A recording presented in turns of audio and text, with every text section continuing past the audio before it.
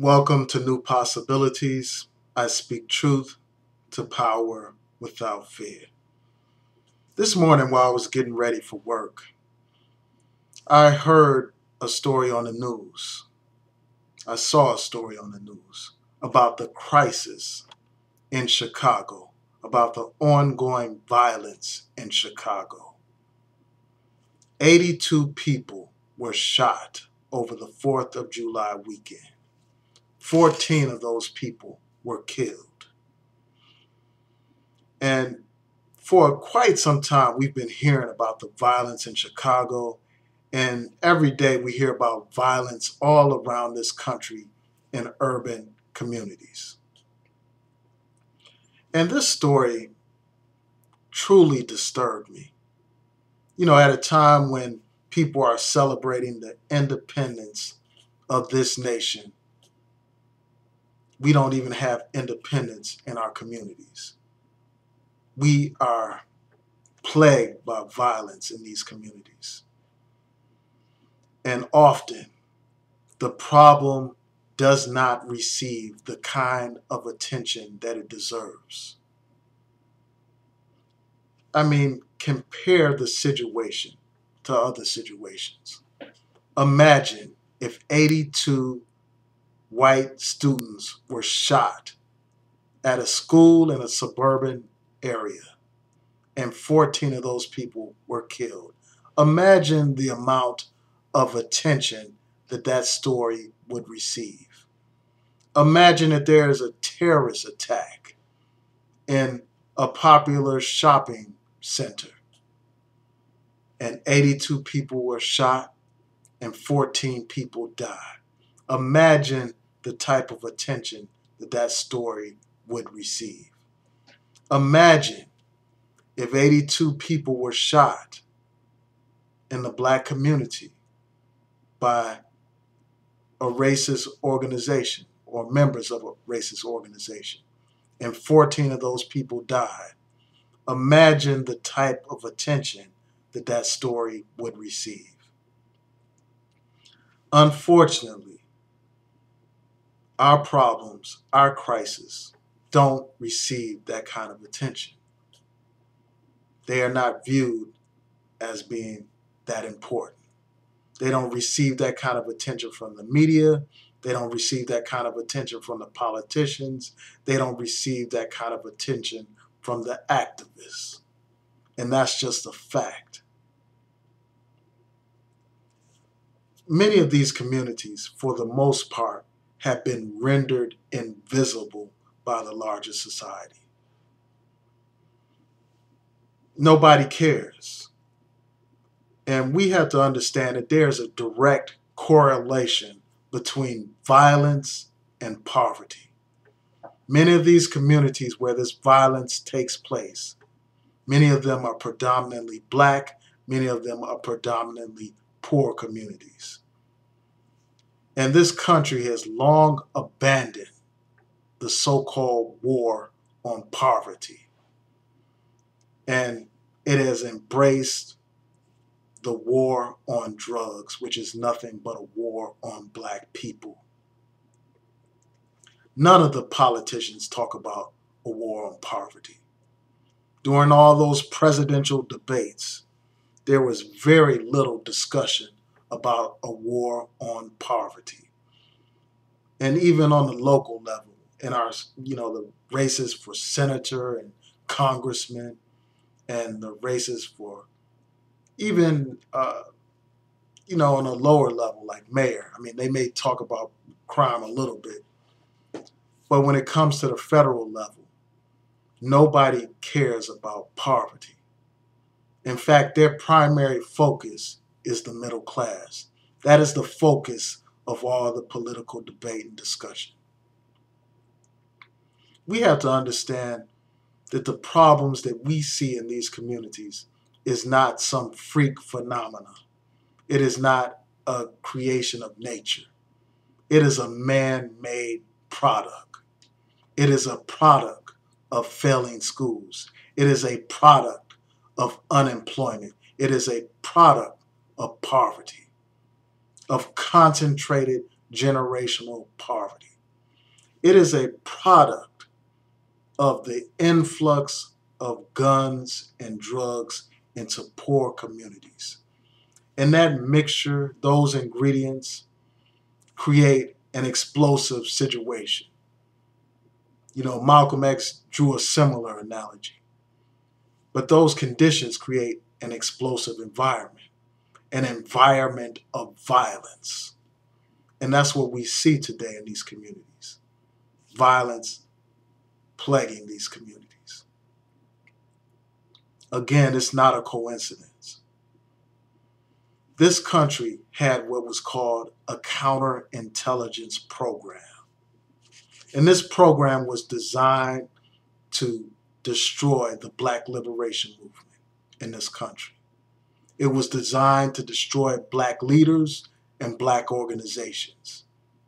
And ultimately, it ended up destroying Black youth. And that's what we see today in our communities. One of the goals of the counterintelligence program was, it said the final goal should be to prevent the long-range growth of militant Black organizations, especially among the youth. Especially among the youth. We need to reflect on that for a minute. There was a time when the youth were organized. There was a time when the youth were bold and courageous. They led organizations like the Black Panther Party. They led organizations like SNCC. They were part of all kinds of progressive organizations that were seeking to change society. And this government implemented the Cointelpro program to destroy that. And one of the examples is the example of Fred Hampton, a Panther leader in Chicago. He was assassinated by the police. Assassinated. But I won't go into detail about that. But I will mention this before I move on to the next point. The counterintelligence program tried to pit Black organizations against each other, to actually have them shoot and kill one another. You know, they actually pitted the Black Panther Party against a local gang in Chicago called the Black Stone Rangers. But those are just a couple of examples. But shortly after the counterintelligence program was implemented, many of our communities were flooded with drugs and guns. Drugs and guns. And that served as a means to pacify the people. It pacified them in two different ways. It pacified the drug user by keeping that drug user high and out of their mind so they can't focus on the problems plaguing them and their community. Also, it pacified the drug dealer by giving him a glimpse of the American dream, by allowing him to sell drugs, to buy material things, to satisfy his material desires, at least temporarily. And nowadays, we don't see our youth as active in organizations that are about change nowadays. Our youth are not involved in those types of organizations. Instead, they are killing each other in the streets of America. And I believe that that's a fulfillment of this counterintelligence program. It is a continuation of the counterintelligence program. Drugs are not in these communities by accident. Guns are not in these communities by accident. And, you know, these politicians, they couldn't care less about the situation. They're not waging a war on poverty. Again, they are waging a war on drugs, which is nothing but a war on Black people. Many Black people are incarcerated en masse as a result of the war on drugs. And with many men and women incarcerated, that tears down and destroys the family structure and creates an environment that's even more ripe for violence and mayhem. Nobody is addressing poverty. If they addressed poverty, they would be able to get at the root cause of the problem. If they would address the influx of guns, they would be able to stop this problem that we see in these communities. But they don't do anything on those two fronts. They're not doing anything in those areas. No matter how many people die, Congress stands by and just watches the violence unfold. They don't care about gun control. They have been bought and paid for by the gun industry and by the NRA. And it's a disgrace and a shame. And I know some people will say, well, in many of these communities where this violence is occurring, there are strict gun laws. But the fact of the matter is, the guns come from areas where there are no such restrictions, and they find their way into these urban centers as a result of loopholes in gun show laws. As a result of neighboring states having flexible or loose gun laws. So we see this violence plaguing our communities. It is not an accident that we have these guns and drugs in our communities. And to top it off, we have a music industry that poisons the minds of our young people. An industry that glorifies the violence that we see. An industry that glorifies the drug dealing that we see in these communities. And many people will basically go after the artists. But who signed the artists?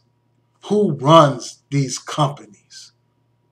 We don't run these companies for the most part. You may have a few players here and there that own a small piece of the pie, but in the bigger scheme of things, African Americans do not control the type of music that is played on the radios. They don't control the type of publicity that certain artists receive. It's not a coincidence that the most violent, most despicable artists are promoted. See, there was a time when we had dignity as a people. But nowadays, we have lost that.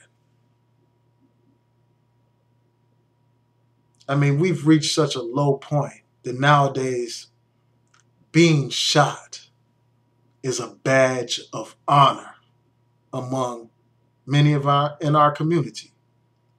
We have reached such a low point that going to jail has become a badge of honor in these communities. And this is fueled in part, again, by this music industry. So I just wanted to share, some of my thoughts about this situation. I just think that more needs to be done to address poverty in our community. More must be done to address the gun trade in our community. And we need to reach a point where we deal with crime, with the drug trade, in an intelligent way. It's time to end the war on drugs. It's time to deal with the drug crisis as a health issue instead of a criminal justice issue.